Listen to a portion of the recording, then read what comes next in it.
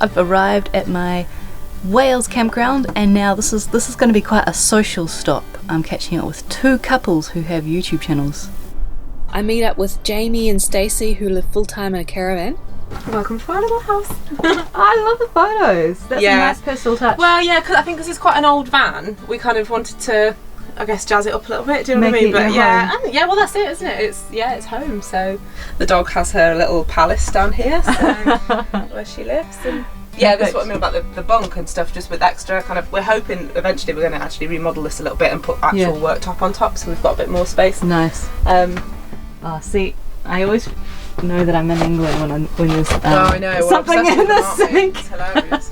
And it's, you know, every time I wash up I take it out of the way as well, which is the best part. I like that. Oh, this is a good size. Yeah, it's cool, isn't it? It's not bad. And I'm saying that the shower is like a wardrobe, so that's ideal. Nice. Yeah. It's fine, it does the job. Okay, it's a bit dated and a bit whatever, but it's fine. It's not damp inside. The bed's not horrendous, and we have to make it all the time, but it's not, you know, people have to deal with worse, don't they? You know, so yeah, now we're just like, no, we'll put all the money into travel, and then maybe we'll get another.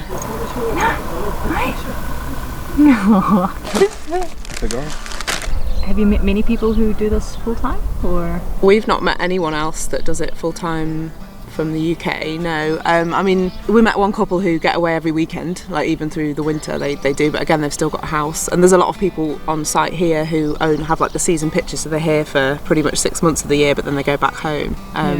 I think the weather would put a lot of people off in the UK actually, because actually one of our biggest kind of comments on our videos has been, well, what do you do in the winter, kind of thing, and obviously we haven't had to cross that bridge yet, to be fair.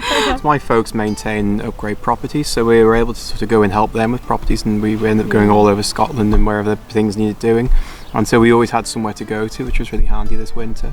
But this winter coming up, though, that's not an option to us, hence why we're going out to South Africa for a month. We really didn't plan it last winter at all, did we? We kind of just, we kind of went into this thinking, well, we'll just sort of see where it takes us, and we were really fortunate because we knew with my mum and dad and your mum and dad both owning properties, if we had to, we could stay with them, although that was never the plan. And actually we were just kind of fortunate, I think, because we were able to offer our services and skills in kind of labour and whatever else, just to go stay with friends and family who would kind of say, oh, come to us for a week. Like we built a woodshed, didn't we, for some friends up in Scotland, and like Jamie said, we refitted a bathroom somewhere else, and it just worked out well for us really, didn't it? But maybe our generation, and especially the one below us, people in their early 20s now, so sort of 10 years younger than we are, I think are really starting to kind of rebel against the, like, what is normal, what you should do, and that kind of, well, you leave uni, you get a good job, you get a better job, you get married, you have a house, you have 2 kids, you get a bigger house, and we were kind of in that, obviously not with the kids, and I think people now, younger people, are starting to think, well, actually, you don't have to do that, and we know it never seemed like anything else was an option to us, did it? To do anything different, people are really sort of, ooh, that's a bit strange, but actually, I mean, you know, what we're doing now is great for us. It works. The older generation, particularly that we've spoken to, like a lot of people here on site, you know, are obviously quite a bit older than us, and they say, well, you know, good for you, wished we'd done it when we were young enough to do it, do you know what I mean? And I think actually largely people have been really positive about it, haven't they? There's a huge community in Bristol at the moment. I don't know if you follow them, because Bristol's a bit like a bubble, like London is, and there's a huge number of people who just can't afford to rent or buy or anything, and so there's a lot of people living in vans in Bristol and the surrounding areas. So there's a BBC documentary on them not long ago.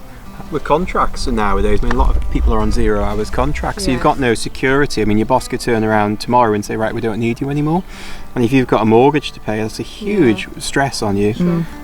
Whereas actually with a sort of a caravan and motorhome set, you can say, oh, that's fine, I'm off, you just go. You aren't allowed to inhabit your caravan for more than 28 days without a break, otherwise you're liable to pay council tax. So there's all those kind of crazy rules, which is why sites don't stay open, isn't it? They have to have, and some site, like here, the licence obviously only extends to whatever, 8 or 9 months or whatever it is. Some have longer, but I don't think there's any. You can't have year-round habitation with caravans. And like, even if you have got year-round site, you're meant to be leaving it every 28 days to have a break. But I think as well there's quite a, I don't know if this is true or just been my opinion, but I think there's quite a stigma around caravans specifically in the UK being just for like retired people going, do you know what I mean, like for weekend breaks, because like I don't know anyone else of our age or younger, apart from the young tourers, actually they go caravanning on YouTube, apart from them and their kind of movement, I don't really know anyone of our age or even around our age really that goes even on caravan holidays. It doesn't seem to be cool, but I think that again, maybe that all changed now, I don't know. Our driving licences, because we passed after 1997, we had to do an additional test to tow that caravan with the van. And so it's another full driving test where you sit with an hour. It's expensive, isn't it? Yeah, the cost of it's huge. With so the training. So a lot of people are probably thinking, it's just not bothered. I'll just get a small van and convert it into a rough and ready camper van. And it's definitely like cooler with all the Instagram like van life. Yes. It's definitely cooler to have that. But I mean, I guess it works if you're in California where you can kind of live outside a lot. But again, even in, we're really lucky today. But actually, even in the summer, sometimes it's pretty cold, isn't it? If you're kind of showering outside or whatever, then it's not. I don't know. I think it's great, the caravan. I wouldn't change it. I think it's fab. Oh, I like that answer. Yeah. Go caravans!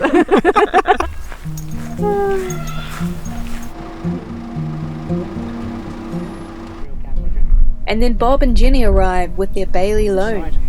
It's like a double action.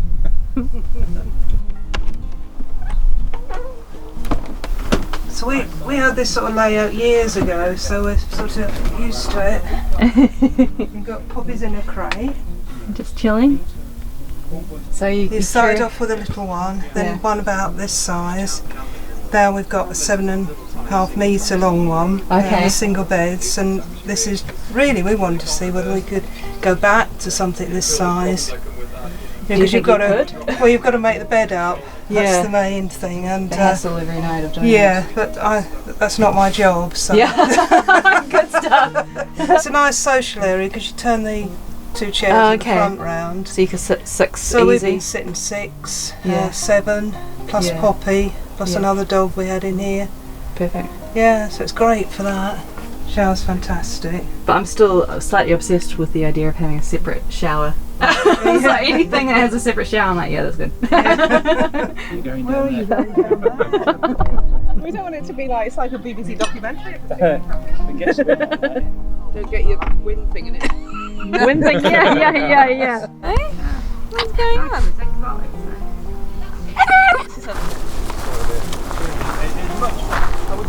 I mean, it's a really you can see them all rising, but it's a really well-stocked lake. So if you've got young children who want to get into fishing. So I've had a cruisy start to the day, really. I've kind of feel, when you feel like you might be getting sick, so I thought I'd kind of take it easy this morning. So I've driven about 20 minutes roundabout to the north of the island, and this is a walk that Stacey recommended. You're on an island, you've got to make the most of it, see the ocean, see the currents.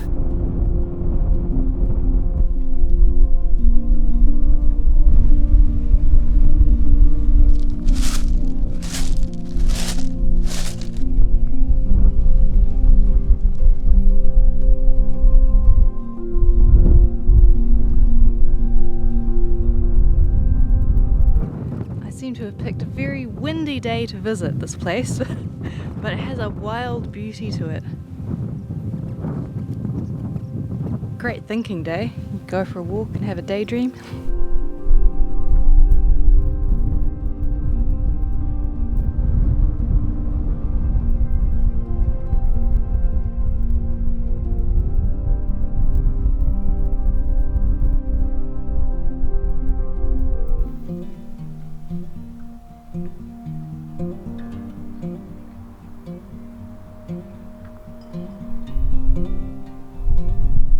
I've just popped over for a drink and a chat to carry on with a few more questions today. How long have you guys had a motorhome? What were the steps? Ooh.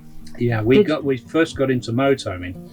Well, we first thought about it in the 90s, mid 90s. First hired one in the mid 90s. Yeah, we didn't hire another one till 2003. No. And that was the one that got us thinking, yes, we'd like to have one of our own. Yeah. So we came back from that trip, didn't we? And we saw a little motorhome called a Vista. Yeah. It was even smaller than this. Even smaller than this, Yeah. Then we had a Starfire, and then we had a Bailey Compact with the drop-down bed, and then we had the Bolero. So 4 vans. So 4 vans. Yeah. And the last one's longer. Is that right? Yeah, the Bolero is 7.71 metres, so we've gone from 5.2 to 7.71, so it's quite a leap.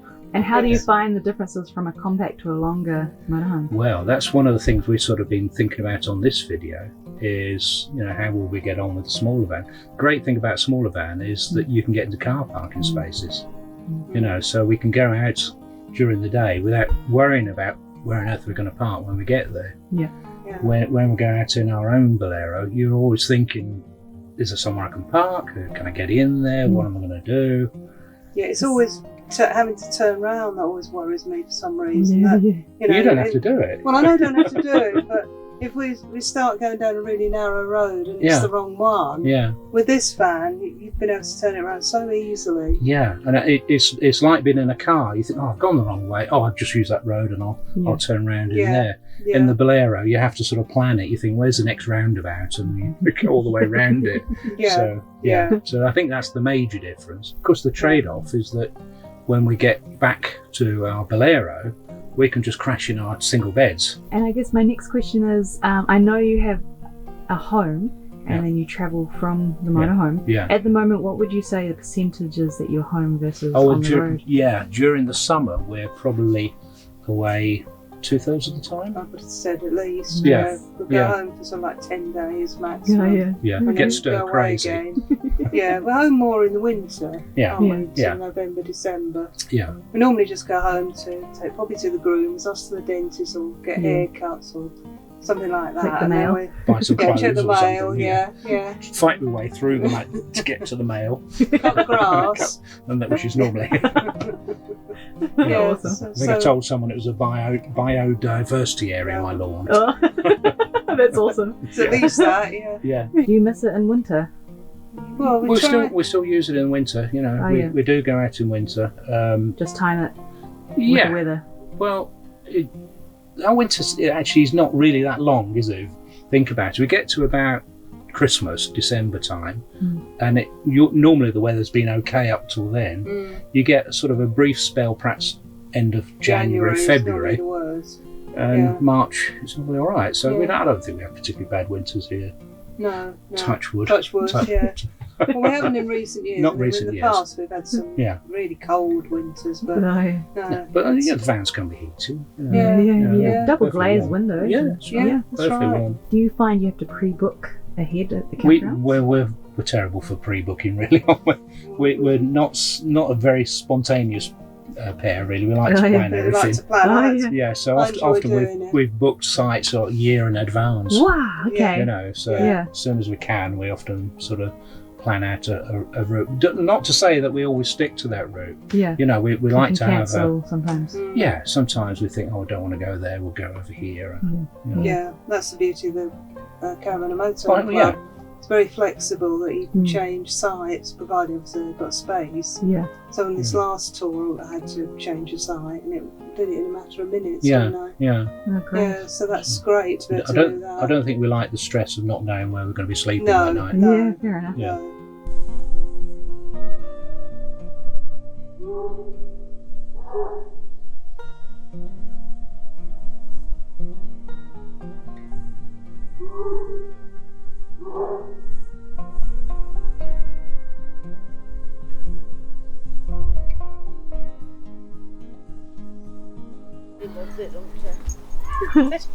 Sit. Down.